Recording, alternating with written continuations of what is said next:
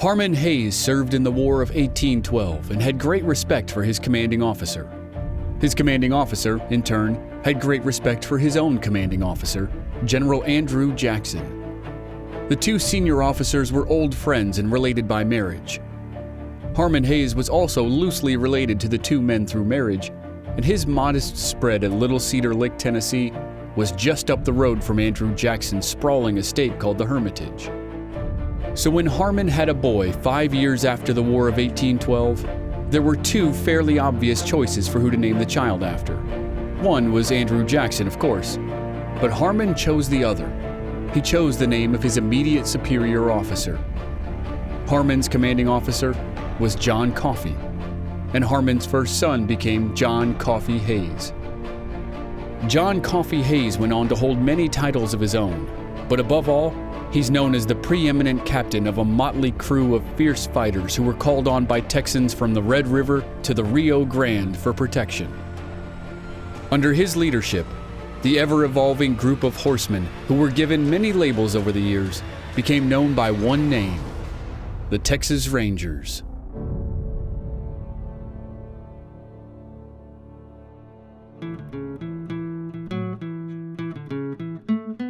From Black Barrel Media, this is Season 5 of the Legends of the Old West podcast, presented by the Cowboy Lifestyle Network.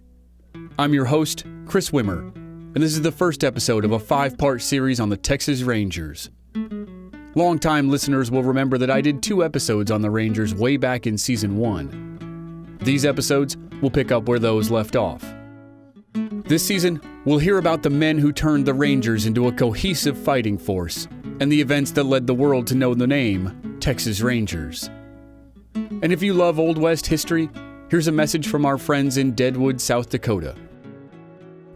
Explore the Adams Museum, the Days of 76 Museum, the Adams House, and Mount Moriah Cemetery to fully understand Deadwood's raucous past.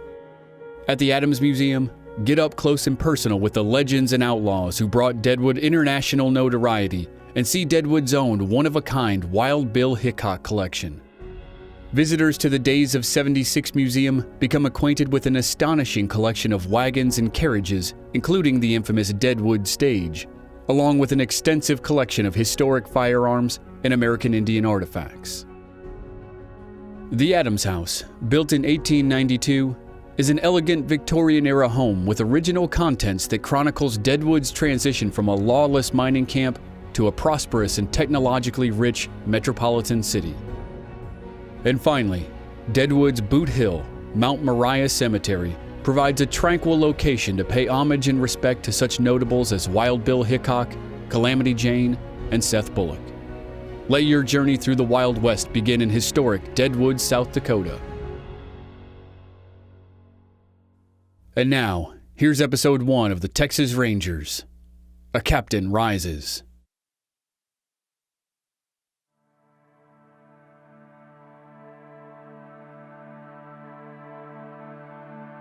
Comanche War Chief Buffalo Hump had had a vision. After several years of fighting with the white settlers in Texas, Buffalo Hump had seen a wondrous spectacle in a dream. He had seen something that had never happened before in Comanche history. He saw the Comanche Nation marching through the heart of Texas, killing, burning, and stealing all the way to the Gulf of Mexico. And he saw himself leading the expedition. The event became known as the Great Comanche Raid. 400 warriors and their families, numbering as many as 1,000 people, marched through Texas in August of 1840. Their quest ended with the destruction of the town of Linville on the Gulf Coast. The devastation was so complete, the town was never rebuilt. Today, a simple stone tablet next to a highway marks the spot where the town once stood. Word of the raid spread quickly, and men from all over the young republic raced in to help. A combined force of Texas Rangers and the fledgling Texas Army set an ambush for the Comanches at Plum Creek between San Antonio and Austin. As the Comanche column moved slowly back toward its homeland in northwest Texas, it rode straight into the trap set by the Texans. The fight that took place that day was probably the strangest sight ever recorded in the West. Comanche warriors, the fiercest fighters on the southern plains, were dressed in costumes stolen from Linville. They wore top hats and brightly colored ribbons and carried ladies' parasols, and they were not prepared for battle. The Texans routed the Comanches, and the survivors raced back to their native lands called the Comancheria. The Battle of Plum Creek was August 12th, 1840. Among the many Texans who were present that day were two men who would fight side by side for the next 8 years and pave the way for the Rangers of the future: Ben McCulloch and John Coffee Hayes.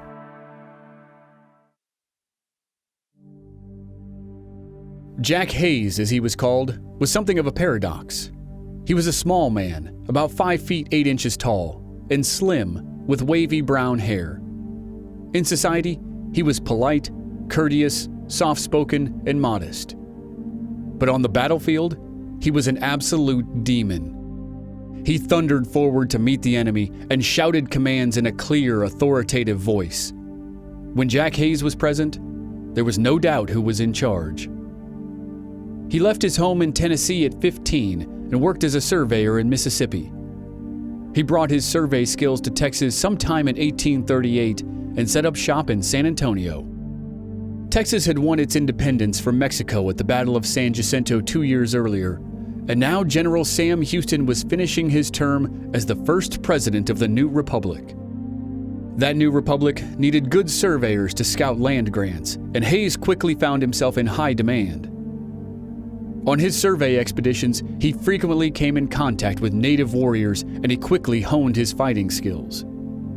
Between surveys, he enlisted in the ranging companies of Colonel Henry Karnes and immediately impressed all those around him. In his first mission with Karnes, he killed a Comanche and helped stave off an attack while the Rangers were outnumbered 10-1. Before long, Karnes had chosen Hayes to lead the advanced scouting parties for ranger companies. And then came the Great Comanche Raid of 1840 and the Battle of Plum Creek. Hayes likely had a small role in the battle, as more experienced rangers took control, but after 2 years of solid surveying and fighting on the southwestern frontier, his star was on the rise. Almost exactly 5 months after the Battle of Plum Creek, Hayes was given command of his first ranger company. There were probably few decisions made in the early days of the Republic that paid greater dividends than this one. Hayes, with his top lieutenant Ben McCulloch, was about to revolutionize the Rangers, smash the Comanches, and demoralize Mexican bandits. And all this before he led the Rangers to war.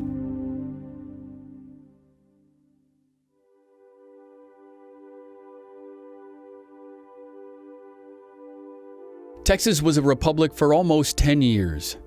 Those years were full of constant turmoil and change. First, the Texas Constitution said the initial president could only hold office for 2 years. Each president after that would hold office for 3 years. Second, the president could not hold office for 2 consecutive terms. This guaranteed the possibility of complete upheaval in the government every 3 years, and the possibility became reality. General Sam Houston, the hero who had led Texas to victory over Mexico in 1836, became the Republic's first president the same year. He held office until 1838. One of the constants of Houston's political career was that he wanted to make peace with the native tribes. When he left office after 2 years, his vice president, Mirabeau Lamar, took over. Lamar was the exact opposite of Houston. He wanted the native tribes removed or exterminated. During his presidency, he forced the tribes of East Texas off their lands and ordered the Rangers to take the fight to the Comanches and the Kiowas in the west. In these 3 years, Jack Hayes became a trusted ranger under Henry Karnes and then was given his own command. As the line of white settlements pushed west across Texas, from the Red River in the north to the Rio Grande in the south, it inevitably pressed up against the boundary of the Comanches' homeland. After Texas won its independence, it claimed all the land from Mexico that had once been the province of Tejas. This opened up millions of acres of land for settlement. The Texans called these acres vacant lands. They were vacant because no white person lived there, and the Comanches who did live there had no system of ownership as it existed in European society. And this was one of the 2 biggest chasms between European cultures and native cultures, the idea of ownership of land. The history of European cultures was built on the idea of being able to claim land. Land that was sometimes thousands of miles away and existed only as vague lines on an unfinished map. To the Comanches, this concept was unimaginable. Their hunting grounds included parts of Texas, Oklahoma, Kansas, Colorado, and New Mexico. It was basically a giant circle on the southern plains. It never would have occurred to them to claim California, for instance. They had never seen it. They had never been there. They had no use for it. They hunted over a range that was as big as they could hold by force. So when Texas settlements encroached on the traditional hunting grounds of the Comanches and their Kiowa allies, the tribes fought for them. Captain Jack Hayes and his rangers would come in contact with the Comanches soon enough, but his first mission was to tame the region southwest of San Antonio, a region with an ominous nickname.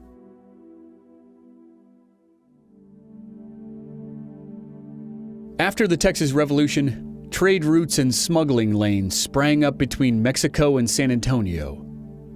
Legitimate traders were constantly harassed by Mexican bandits. The region was commonly known as the Nueces Strip, and it became a haven for rustlers, killers, and thieves. It earned the nickname El Desierto Muerto, the Dead Desert. It was a disputed zone between Texas and Mexico. Though Mexico refused to officially recognize Texas, it also claimed that the border between the two nations was the Nueces River. Texas, of course, claimed the border was the next river south, the Rio Grande. So the strip of land between the two rivers was a hotly contested area, and it would ignite a full-scale war in just 4 years. But for now, it was full of marauders who needed to be dealt with. 2 prominent gangs operated in the area with the protection and support of the Mexican military commander at Laredo. Laredo, on the Rio Grande River, was the staging ground for many of the attacks on merchants, so that's exactly where Jack Hayes went. He was given command of what was called either a spy company or a ranger spy company on January 10th, 1841, and he led his scout directly to Laredo. He and his rangers rode into town, surprised the hell out of the Mexican soldiers stationed there, seized some horses, and then herded them out of town. The next day he came back with the horses and a warning. He said this was just a demonstration. Next time, it'll be worse. The harassment of travelers stops now. It was a fine display, but unfortunately, it did not dissuade the outlaws. Not long after Hayes returned to San Antonio, 2 traders came to town saying they'd been robbed by bandit captain Agaton Quinones and his 30 men. Quinones and Manuel Leal were the 2 strongest outlaw chieftains in the Nueces Strip, and it was time for Jack Hayes to make a move against one of them. He recruited 13 men and was joined by a volunteer captain named Antonio Perez and his 12 recruits. The cadre headed straight for Laredo. 10 miles outside of town, they were met by Captain Ignacio Garcia, the military commander who supported the bandits. He had 15 soldiers and 25 outlaws with him. The Mexican force charged and fired, but did little damage. The Rangers returned fire and killed 1 soldier and wounded another. Garcia then tried to surround the Texans, but Hayes rushed his men out of danger. They jumped their horses over a ravine and found a safe area in some thick brush. Hayes and most of his men dismounted and left their horses with 5 Rangers. The rest of the company crept through the brush toward Garcia's unsuspecting soldiers. When they were 60 yards from Garcia's men, they rose up out of the brush and fired. They killed 2 soldiers and wounded several others. The Texans raced back to their horses. They leapt on their mounts and reloaded as they charged at the shocked Mexicans. The Mexicans retreated for several hundred yards and tried to make a stand, but failed. They broke and ran. Hayes and his Rangers captured all but 3 horses. Those 3 were being used by Captain Garcia and 2 other men as they galloped away from the scene. Of the remaining men, 3 were dead, 3 were severely wounded, several others were injured, and the rest were taken prisoner. Garcia rode into Laredo telling tales of slaughter at the hands of the Texans. The engagement wasn't exactly a slaughter, but it had the desired effect. The alcalde, or mayor, of Laredo hurried out to meet with Hayes and to beg him not to destroy the town. Hayes said he only wanted two things: safe passage for the traders and the two bandit captains. He never got the desperados, but someone took care of Quinones for him. The bandit captain was killed 2 years later, in 1843.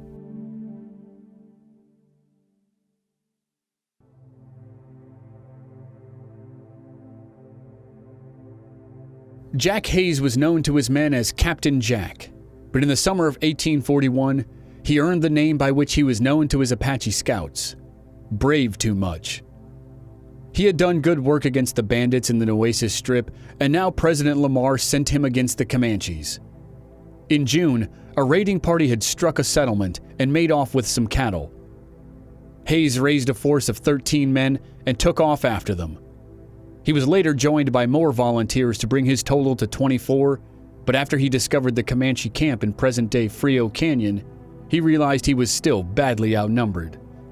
Jack was brave. He wasn't stupid. And then he spotted a small group of Comanches leaving the camp. He assumed they were about to raid San Antonio, so he attacked. His men killed all but 2 of the Comanches, but his group still wasn't big enough to attack the main camp. Hayes returned to San Antonio, recruited some more men, and went back to the canyon. As his larger force approached, the Comanches got spooked. They killed the prisoners they had recently captured and hurried out of the canyon. Hayes and his men galloped after them. The long, ragged pursuit plunged into the hill country west of present-day Kerrville, Texas. The next 2 days were a series of running fights. At one point, Hayes charged a group of Comanches by himself. He had meant to rush in, fire his weapon, and then rush out. But in the heat of battle, his horse got excited and ran right through the middle of the Comanches, carrying Hayes with it. Chief Flacco, the leader of the Apache Scouts, vowed never to be left behind by anyone, so he followed his captain through the group of Comanches. The 2 men miraculously emerged on the other side without a scratch. Chief Flacco, not knowing Hayes' gallant charge had been an accident, named him Brave Too Much. The act had certainly been unintended and unexpected, but the name was still valid. The Rangers and the Apaches battled the Comanches as the warriors protected the retreat of their women and children. When it was all over, Captain Jack thought his men had probably killed 8 to 10 Comanches and driven the rest out of the area. Chief Flacco is credited with later saying, "Me and Blue Wing not afraid to go to hell together. Captain Jack, great brave, not afraid to go to hell by himself." And Captain Jack was not alone in his success. All over the Texas frontier, ranger companies were smashing into Comanche camps. President Lamar's aggressive policies toward the Comanches were having an effect. The Texans didn't know it at the time, but the southern branch of the Comanches virtually abandoned their lands in Texas and moved their lodges north to the Arkansas River and the Canadian River in Oklahoma. The raids slowed down, briefly, but tensions with Mexico heated up. Dictator Antonio Lopez de Santa Anna, who lost the Battle of San Jacinto that created the Republic of Texas 5 years earlier, was once again in control, and he wanted Texas back. 1842 became a year of invasions.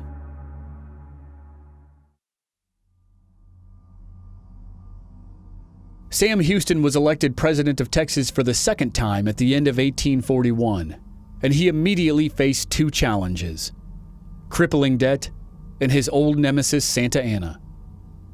President Lamar had had great success against the Comanches on the frontier, but he had spent a ton of money to do it. Now, Houston was in desperate need of the Rangers, but he had no money to pay them. And 3 months after Houston took office, Santa Anna sent his first expedition into Texas to test the young republic, and in retaliation for one of Lamar's ideas. The back and forth had started in the summer of 1841. Lamar sent an expedition west from Austin to open a road to Santa Fe, and to explore the possibility of annexing New Mexico. The Texas Congress had voted against the expedition, but Lamar sent it anyway. It started out bad and only got worse. In June 1841, 320 men and a wagon train of supplies left the Austin area and traveled north. They planned to follow the Red River across the Texas Panhandle and let it guide them toward New Mexico. But then they struck the Wichita River and thought it was the Red, and mistakenly followed it for 12 days. Eventually, they learned their error and found the Red River. They followed it out to the most desolate part of Texas at that time, the homeland of the Comanches, called the Llano Estacado. That's the American pronunciation of the Spanish name that means the Staked Plains. It's dry, flat, and arid. You could travel for days without seeing something worthy of the name tree or a water source. And that's when the expedition's Mexican guides abandoned the effort. Now the Texans were in barren lands with no guides, and the Kiowas attacked them. In early September, after 3 months of travel, the warriors killed 6 men. A few days later, the Kiowas came back and stampeded all the cattle and 83 horses. The guides who had deserted the expedition made it to Taos, New Mexico around the same time as the attacks, and they alerted the Mexican authorities. By mid-September, the entire expedition had been captured by Mexican soldiers. The Texans were marched all the way south to Mexico City and then east to Veracruz on the Gulf of Mexico. In December 1841, just as Lamar was transferring the presidency to Houston, Texas learned the full extent of the failed expedition. Most of the prisoners were released in April 1842. And if this story sounds familiar, Larry McMurtry, author of the Lonesome Dove novels, borrowed it for the plot of Dead Man's Walk, the story of the first adventures of Texas Rangers Woodrow Call and Augustus McCrae. He combined it with another failed mission you'll hear about shortly. In retaliation for the Santa Fe expedition, Mexican dictator Santa Anna sent 700 soldiers north to San Antonio. In March of 1842, they were spotted by Texas Ranger Ben McCulloch.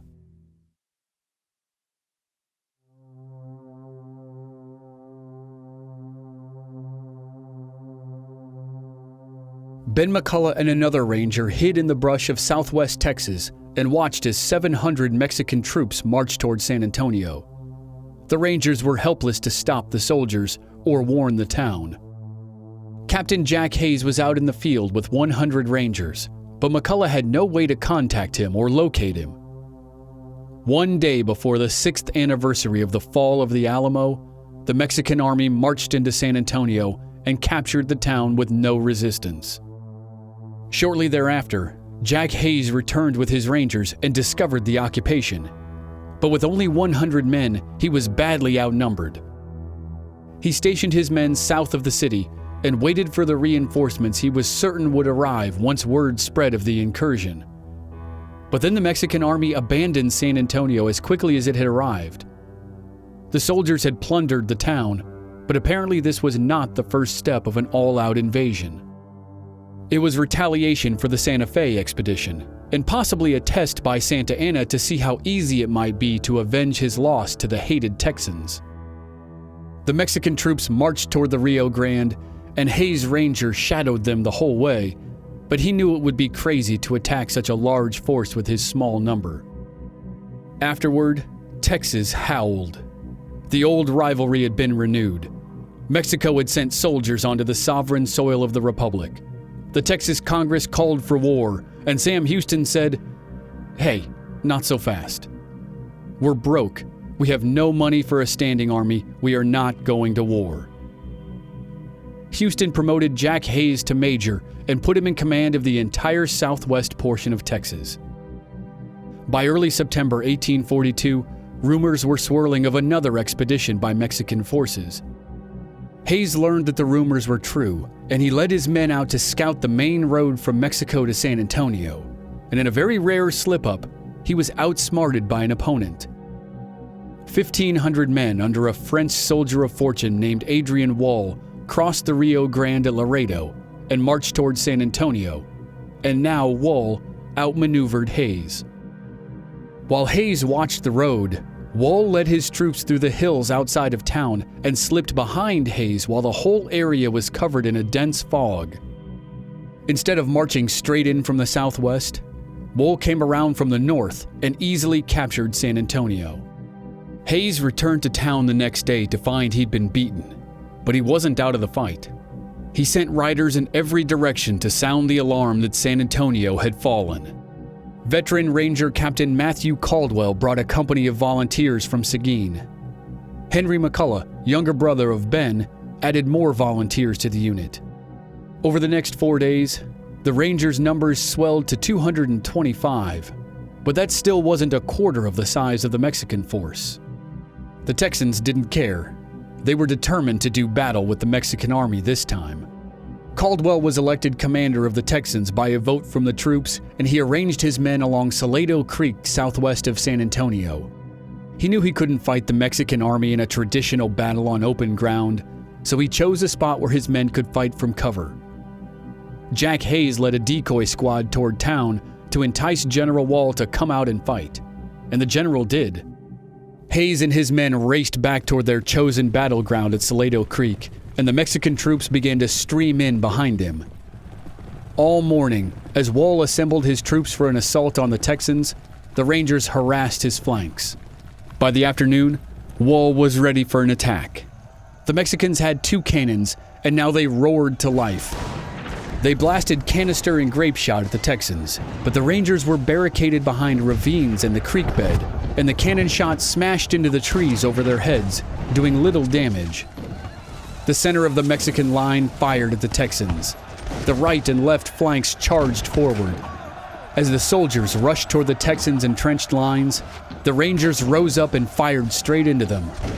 Volleys of musket fire exploded on both sides of the battlefield. On the left flank, a Mexican unit tried to get around the edge of the Texan defenses. Jack Hayes sent 10 men around the side with double-barrel shotguns.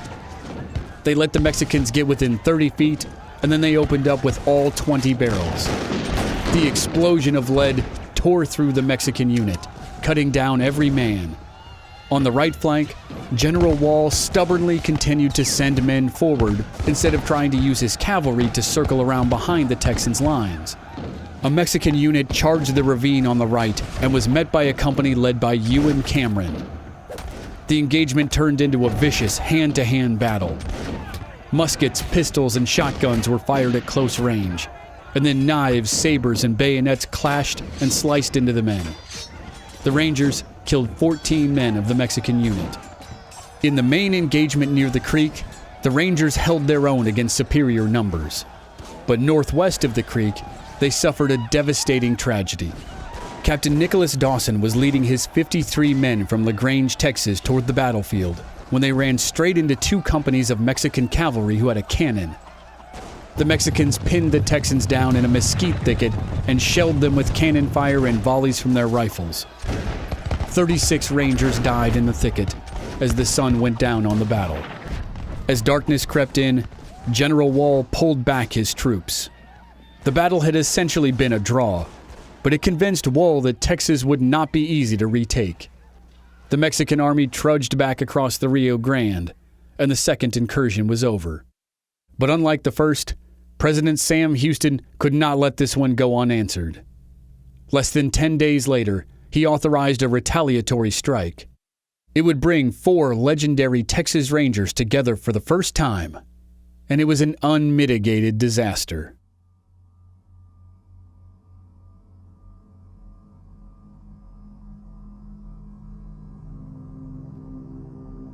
Samuel Walker landed at Galveston Island in February 1842, just a couple weeks before Mexico's first expedition to San Antonio.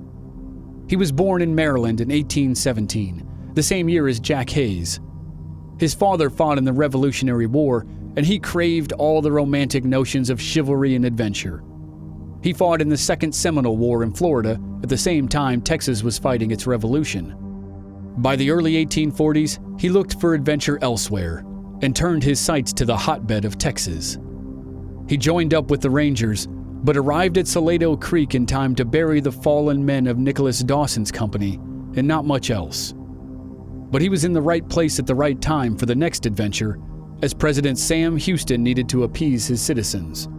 On October 3, 1842, less than 2 weeks after the fight at Salado Creek, Houston put Brigadier General Alexander Somervell in charge of the strike against Mexico. It may have been a Machiavellian move on Houston's part. He knew the Texans didn't have the resources to equip and train an elite fighting force that could genuinely challenge a professional army. But he had to placate his constituents. After 2 invasions, he had to retaliate against Mexico. So he likely crafted a strategy that he knew wouldn't do much good, but he also hoped it wouldn't do much harm. The volunteers in San Antonio who answered his call to arms were a tough, rowdy bunch. And Somervell was a weak, indecisive leader. If the expedition fell apart, which it probably would, Houston could claim he had tried, but the blame would fall on Somervell. Houston gave Somervell just one instruction: take Jack Hays and his Rangers. Most of the men who had fought at Salado Creek signed up for the new expedition, including Samuel Walker and another man who would soon become a legend, William Alexander Anderson Wallace. Wallace was a Virginian by birth, and although he was the same age as Hays and Walker, he was a giant compared to those 2 men. They were of average height and slight build. Wallace was 6 feet 2 inches tall and weighed 240 pounds. He had enormous hands and long arms and was given the nickname Bigfoot, though ironically, not because of the size of his feet. One night, one of Wallace's neighbors discovered food had been stolen from his house. The intruder had left huge footprints that led right to Wallace's door. The neighbor accused Wallace of raiding his pantry, and Wallace promptly walked over to the tracks in the mud. The tracks were much bigger than his feet, which proved he was innocent. The neighbor apologized, and they later learned the intruder had been a Waco chief named Bigfoot. The nickname was then given to Wallace, and it stuck. Wallace had a grandfather and 4 uncles who fought for the Continental Army during the American Revolution, and he himself fought for Texas during its revolution. His older brother Samuel and 2 of his cousins died in the Goliad Massacre in 1836. He initially settled in the LaGrange area and rode with many ranger patrols before moving to Austin in 1839. But city life never appealed to him. He was a frontiersman through and through.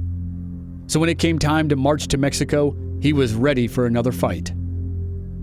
The bulk of the Somervell expedition left San Antonio November 12, 1842, bound for Laredo.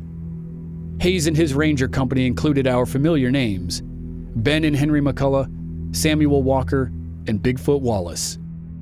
After 3 weeks of marching through brutal weather, the expedition finally reached Laredo, and then it promptly fell apart.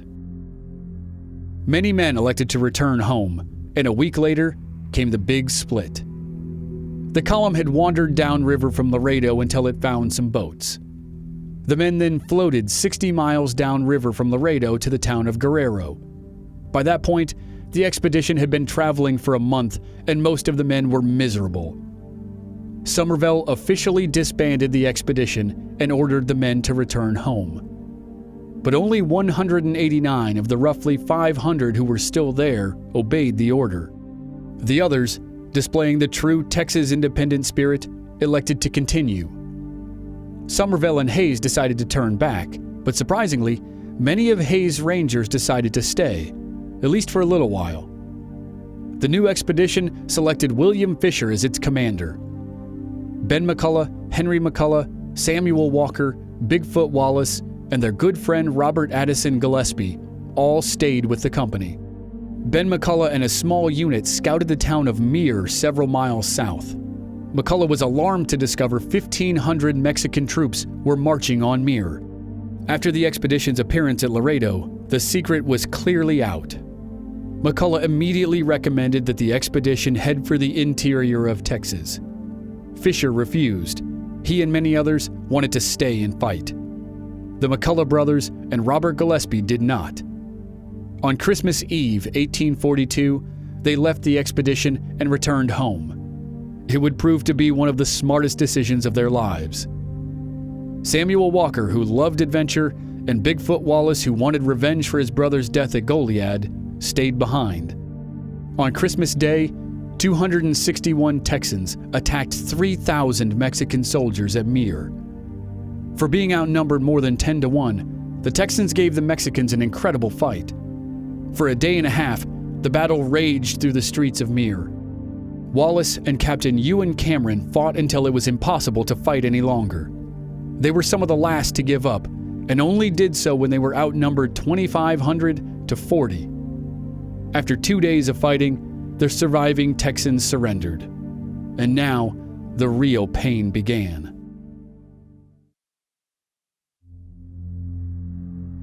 Santa Anna was livid, and his mood only grew darker. The Texans who surrendered at Mier were marched to Camargo, about 25 miles down the Rio Grande, and then to Matamoros near the Gulf of Mexico, another 100 miles away. From there, they marched to Monterey, 190 miles inland. After Monterey, they marched another 50 miles to Saltillo. By that time, they were starving, ragged, and beyond exhausted. They had marched under guard for 6 weeks. They didn't think they could take it any longer, so they escaped. On February 11th, 1843, Ewan Cameron, Bigfoot Wallace, and Samuel Walker led a jailbreak. The Texans overpowered their guards and fled into the hills around Saltillo. In the process, they killed 5 Mexican soldiers.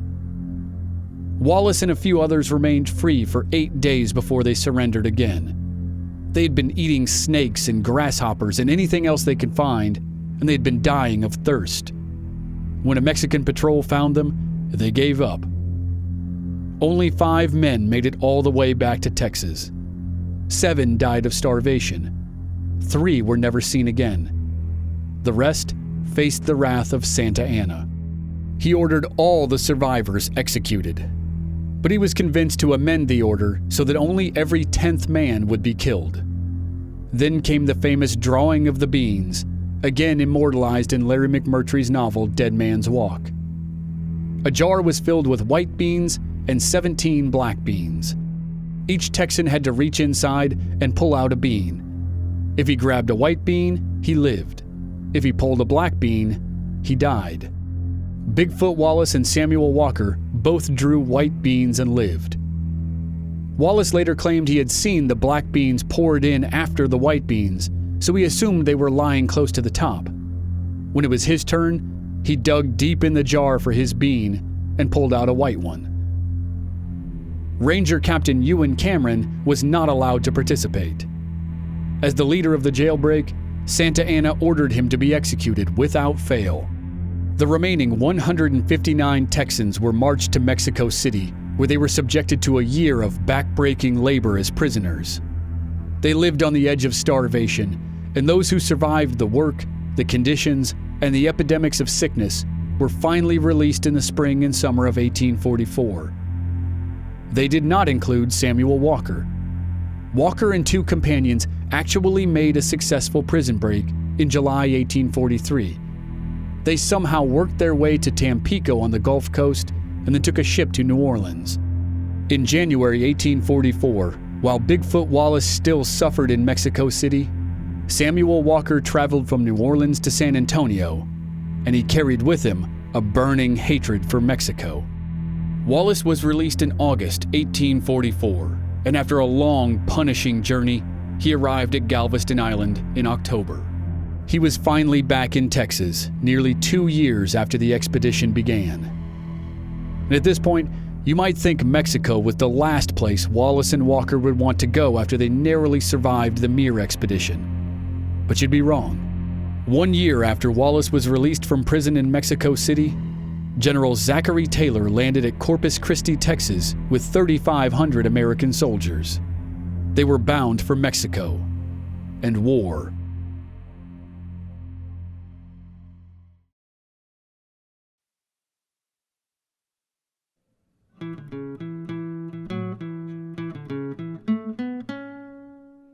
In the summer of 1844, Hayes, Walker, and the Texas Rangers fought a small battle with Comanches.